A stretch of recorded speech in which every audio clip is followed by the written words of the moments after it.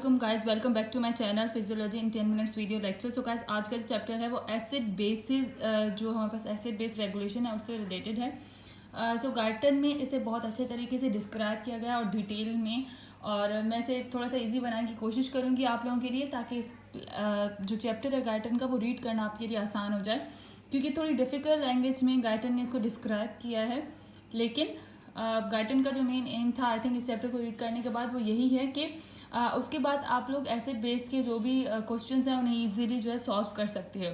So guys, अगर हम लोग बात करते हैं एसिड बेस रेगुलेशन की, जो हाइड्रोजन आयन, सबसे पहले कोई भी हमारी बॉडी है, ठीक है, अब एक बॉडी है, उसके अंदर एच आयन की कंसनट्रेशन को रेगुलेट करना बहुत ही ज़रूरी हो जाता है। जिस तरीके से दूसरे आयन्स होते हैं उनकी रेगुलेशन बॉडी के लिए ज़रूरी होती है, इस तरीके से एच पॉजिटिव आयन की कंसनट्रेशन को रेगुलेट करना बहुत ही ज़्यादा ज़रूरी हो जाता है। सो गार्टन में पहले इसको इस तरीके से डिस्क्राइब किया गया है कि इनिशियली आपका माइंड सेटअप करने के लिए कि हाइड्रोजन आयन है क्या, या उनकी ज़रूरत किस तरीके से पड़ी, या फिर जो भी हाइड्रोजन आयन की प्रोडक्शन हो रही है उसकी इनटेक और आउटपुट को किस तरीके से रेगुलेट करना है, ये चैप्टर बिल्कुल उसी पे दिया गया है।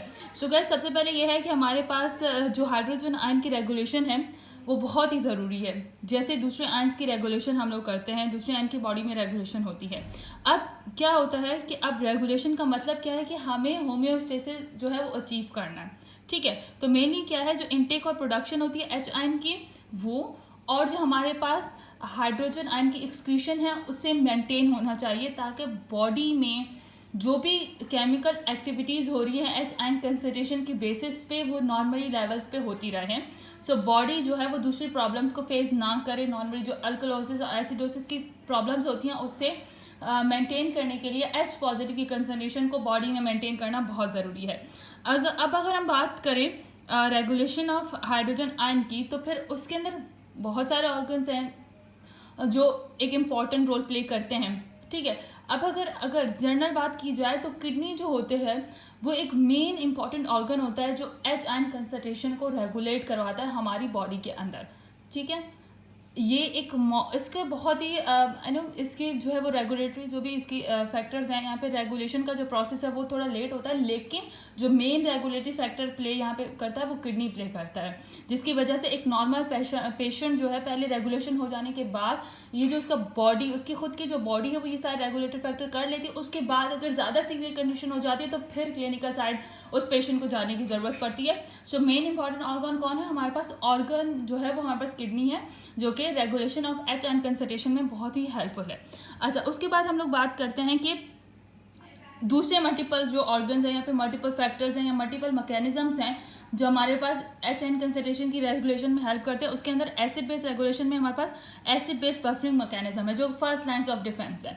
मतलब जहाँ भी बात आती है कि भाई हमारी बॉडी में एच आयन की कंसंट्रेशन चेंज हुई है, तो फर्स्ट लाइन डिफेंस जो कि इमीडिएटली इफेक्ट करता है वो एसिड बेस रेगुलेशन है। उसके बाद दूसरी रेगुलेशन आती है, उसके बाद दूसरे कंपनसेटरी मैकेनिज्म्स आते हैं जो कि अपना रोल प्ले करते हैं, लेकिन पहला फर्स्ट लाइन कौन है हमारे पास? एसिड बेस रेगुलेशन है। गाइस, ये अभी सिर्फ इंट्रोडक्शन लेक्चर है, आगे जो इस लेक्चर में आगे जो भी वीडियोस लेक्चर आएंगे एसिड बेस से रिलेटेड उसमें सारी डिस्क्रिप्शन डिफाइन की जाएगी। अब मल्टीपल एसिड बेसिस हैं बफरिंग मैकेनिज्म, ठीक है। अब मल्टीपल हमारे पास मैकेनिज्म है, जैसे हमारे पास एसिड बेस बफरिंग मैकेनिज्म हो गया। अब इसके अंदर और दूसरे इसमें अब इन्वॉल्व किस किस चीज़ का? ब्लड सेल्स हो गए, ठीक है, लंग्स हो गए। ये हमारे पास जो है एक्स्ट्रा सेलुलर इंटरसेलुलर फ्लूइड में एच आयन कंसंट्रेशन को मेंटेन रखते हैं, क्योंकि जैसे ही एच आयन की कंसंट्रेशन एक्सेसिव या इंटरसेलुलर फ्लूइड में चेंज हुई, हमारी बॉडी में जो है वो इनवॉलंटरी और हमारी बॉडी में जो है वो इसके साइड इफेक्ट शो होना शुरू हो जाएंगे, और हमारा जो मैकेनिज्म है होम्योस्टेसिस का वो अचीव नहीं होगा।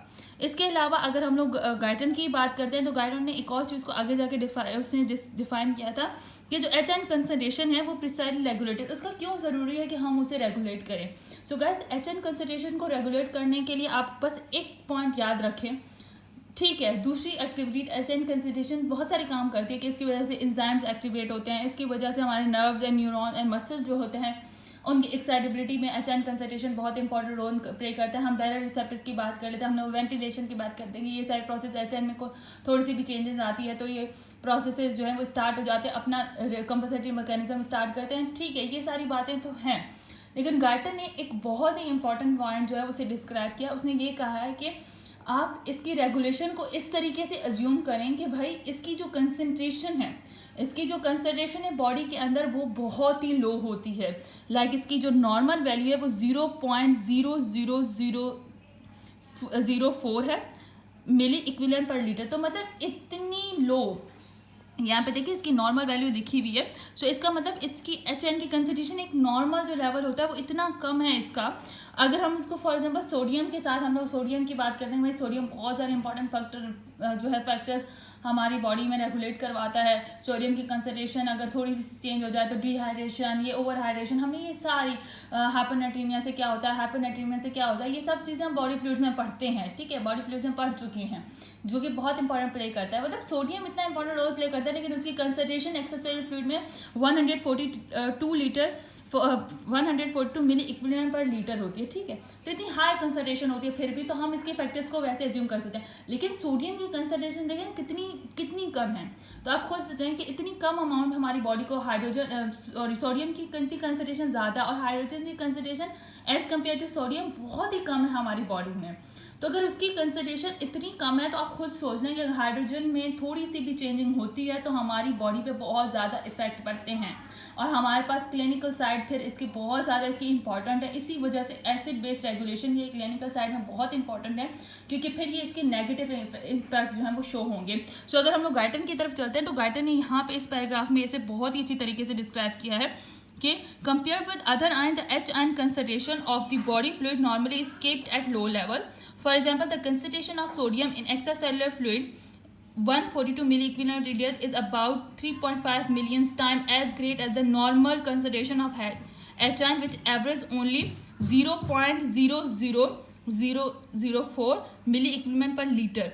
मतलब वो यहाँ पे ये बात बता रहा है, गाइटन ने इस बात को डिस्क्राइब किया। तो आप खुद सोच लें कि मतलब हाइड्रोजन हमारे पास सोडियम आयन की जो कंसंट्रेशन है वो बॉडी में 142 मिली इक्विवेलेंट पर लीटर होती है, और सोडियम की उसके कंपेयर में अगर हम लोग सोडियम के कंपेयर में अगर हम हाइड्रोजन के लेते हैं तो वो कह रहा है कि ये 3.5 मिलियन जो है वो सोडियम की कंसंट्रेशन हाई होती है एज कम्पेयर टू हाइड्रोजन, अगर हम उनकी नॉर्मल वैल्यूज को लेते हैं।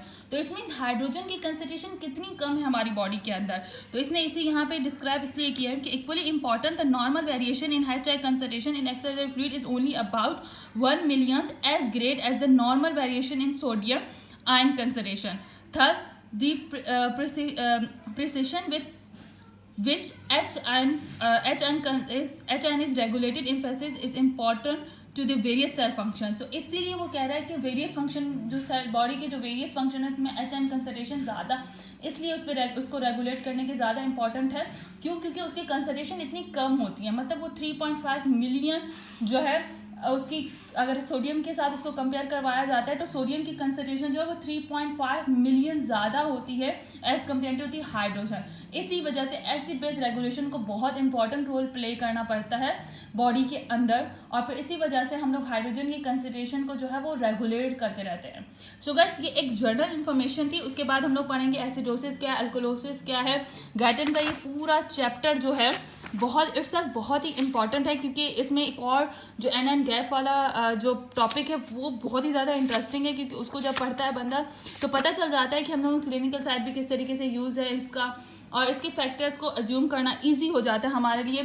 इसके अलावा अगर हम लोग कैप्लान की सीरीज़ में चले जाते हैं तो इसकी फॉर्मुलेटिंग और डायग्नोसिस, ये सारे जो शॉर्टकट्स होते हैं इसकी वजह से हम लोग इसकी डायग्नोसिस इजीली कर सकते हैं। ऑसिस क्या होता है, ऑसिस क्या है, हमारे पास कॉजेज़ क्या हैं ऑसिस के, उसके अलावा जो भी फैक्टर्स हैं बहुत ही इंपॉर्टेंट हैं। फिर एसिडोसिस, इनमें मल्टीपल फैक्टर क्या है, किस तरीके से हम इसको जो है वो कंपनसेट कर सकते हैं। तो ये सारी चीज़ें बहुत ही ईजी हैं एज सच कि अगर आप गाइडेंस से पढ़ते हो थ्रू आउट, अपने लेक्चर गाइडेंस से लिया है, तो आई डोंट थिंक सो कि आप लोगों के लिए मुश्किल हो सकेगा कि हम कोई भी सिनेरियो जो है वो ईजिली इसको सॉल्व कर सकते हैं। आई होप ये लेक्चर आपको समझ आया होगा। इस तरीके से एसिड बेसिस पे जो भी मेरे पास लेक्चर्स हैं वो सारे जो हैं वो अपलोड करती जाऊँगी। आई होप कि आप लोगों को ईजिली फिर ये सारी चीज़ें जो है वो समझ आ जाए। सो टिल दैट गाइड, अल्लाह हाफिज़।